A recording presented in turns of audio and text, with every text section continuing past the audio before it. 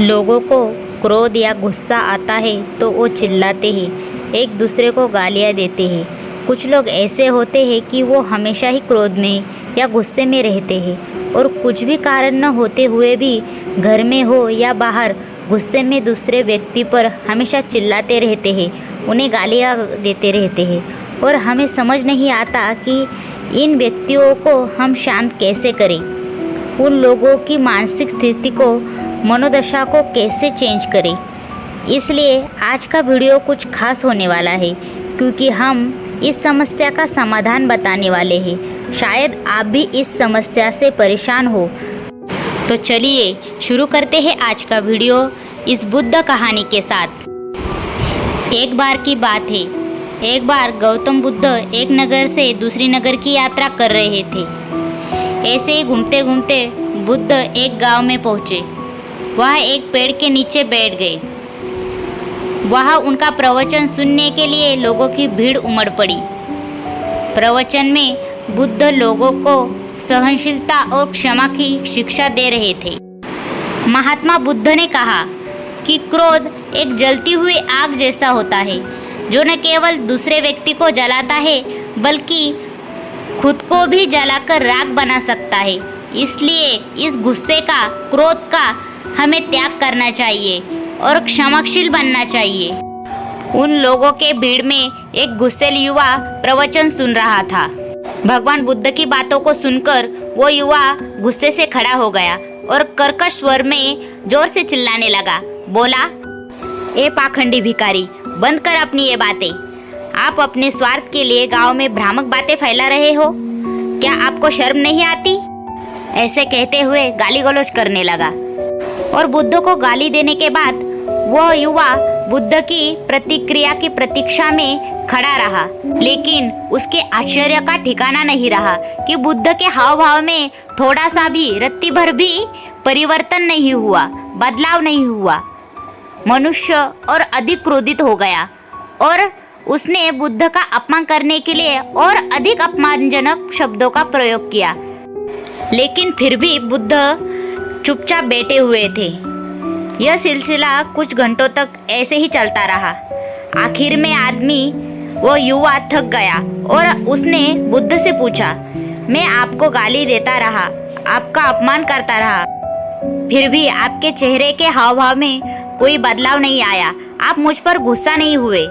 महात्मा बुद्ध ने शांतिपूर्वक उत्तर दिया, ऐसा इसलिए क्योंकि मैंने इसे स्वीकार नहीं किया। उस युवा को कुछ समझ नहीं आया। उसने फिर से सवाल किया, लेकिन आपने एक एक शब्द सुना, फिर भी? महात्मा बुद्ध मुस्कुराते हुए बोले कि मुझे तुम्हारी गालियां नहीं चाहिए, तो फिर मैं इसे क्यों सुनूंगा? उस युवा को कुछ भी समझ नहीं आ रहा था। वो वही खड़े खड़े सोचने लगा। फिर महात्मा बुद्ध ने उसे प्यार से समझाया, वो सारी गालियां तुम्हारे पास ही रहती है। आदमी ने जवाब दिया, मैंने वो सारी बातें तुमसे कह दी है, मेरे पास कैसे रहेगी? फिर महात्मा बुद्ध ने युवा को प्रश्न पूछा, थोड़ी देर के लिए मान लीजिए कि आप किसी को दान देते हैं और वह व्यक्ति उस दान को स्वीकार नहीं करता है, तो वो दान किसके पास रहेगा? उस युवा ने उत्तर दिया, यदि व्यक्ति उस दान को स्वीकार नहीं करता है तो वो दान मेरे पास ही रहेगा। महात्मा बुद्ध मुस्कुराते हुए बोले, तुम सही कह रहे हो, गाली के साथ भी ऐसा ही हुआ है।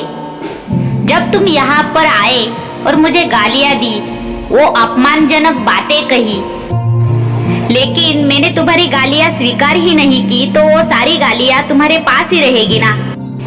इसलिए मेरे पास आपसे नाराज होने का कोई कारण ही नहीं है। यह सुनकर उस युवा को अपनी भूल समझ आ चुकी थी। उसने महात्मा बुद्ध से दिल से क्षमा मांगी।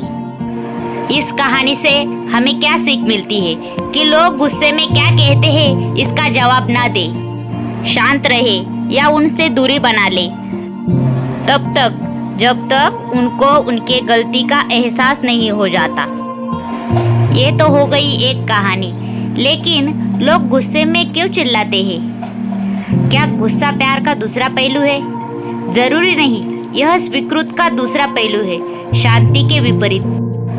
क्रोध करने वाले लोग तब तक गुस्से में रहते हैं जब तक स्वयं के साथ शांत नहीं होते हैं। अब देखिए, यीशु मसीहा को सूली पर चढ़ाने पर भी क्रोध नहीं आया। महात्मा बुद्ध को उनके ऊपर थूकने पर भी क्रोध नहीं आया।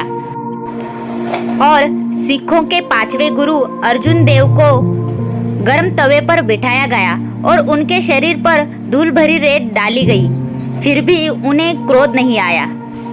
क्या इसका मतलब यह है कि जिस यातना का वे सामना कर रहे थे वह सब सही थी? क्या किसी तरह उपयुक्त थी? स्पष्ट रूप से नहीं, लेकिन कोई कारण तो होगा कि इन महानतम संतों ने क्रोध को त्याग दिया और उन्होंने सबसे ऊपर शांति को महत्व दिया। अब देखिए, जब हम हताश होते हैं तब क्रोध पैदा होता है और हमारी उम्मीदें पूरी नहीं होती तो जीवन में निराशा छा जाती है। हम ये नहीं कह रहे कि आपकी निराशाएं या अपेक्षाएं सही है या गलत, लेकिन आप अपने स्वयं के न्यायाधीश बने। जब आप दूसरे व्यक्ति से अपेक्षाएं रखते हैं और वे पूरी नहीं होती है तो यह दुख का कारण बनता है। हालांकि कारण की परवाह किए बिना जब आप क्रोधित होते हैं तो आप लगभग तुरंत ही अपनी समझ खो देते हैं। आप अब आप नहीं होते हैं। क्रोध से होने वाली क्षति समय के साथ ठीक हो सकती है, लेकिन यह अपरिवर्तनीय और अपूरणीय बनी रहती है। जब दो लोग एक दूसरे के करीब रहने का प्रयास करते हैं, जब वे एक दूसरे पर ध्यान केंद्रित करते हैं, जब वे आपसी जमीन पर खड़े होते हैं, तो दूरी अपने आप कम हो जाती है। तब वे दूर नहीं होते हैं तो चिल्लाने की जरूरत नहीं पड़ती। जब आप गुस्से से उबल रहे हो तो आप रेगुलेटर को अपने हाथ में पकड़े। हो सकता है कि दूसरा व्यक्ति ईंधन की आपूर्ति कर रहा हो, हालांकि यह आप ही है जो तापमान को नियंत्रित करने के लिए घंटी घुमाते हैं।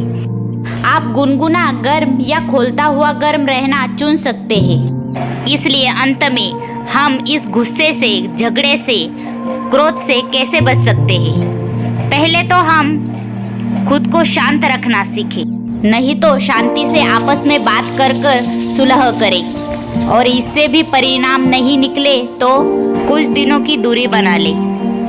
तभी इस समस्या का समाधान हो सकता है। शायद ऐसा करने से उस व्यक्ति को अपनी गलती का एहसास हो जाए। आशा करते हैं कि आज का वीडियो आपको पसंद आया होगा। अगर पसंद आया है तो वीडियो को एक लाइक करें और चैनल को सब्सक्राइब करना मत भूलें। धन्यवाद।